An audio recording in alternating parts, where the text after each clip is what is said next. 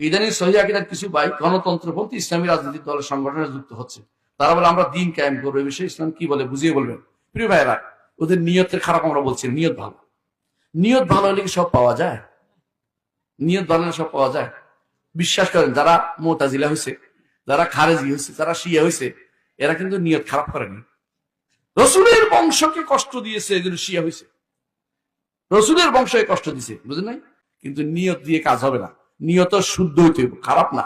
মানে বুঝছেন কিনা? আপনার ভালো নিয়ত, এটা আল্লাহর কাছে গ্রহণযোগ্য নিয়ত হইতে হবে, কোরআন সুন্নাহ ভিত্তিক নিয়ত হইতে হবে, এবং আপনার আমলটাও শুদ্ধ হইতে হবে। ওনারা যেটা করছে আমরা বলি না, ওনারা দিন কায়েম করুক, আলহামদুলিল্লাহ, আমরাও চাই দিন কায়েম হোক, এটা চাইতেই হবে। ইমানদার বলছে নবী রাসূলদের মধ্যে বড় বড় 5 জন রসুলকে আল্লাহ তাআলা নির্দেশ দিয়েছেন দিনটা প্রতিষ্ঠা করতে। তো দিন প্রতিষ্ঠা অর্থ রাষ্ট্র প্রতিষ্ঠা, এইটা হলো ভুলটা। কথা বুঝছেন কিনা?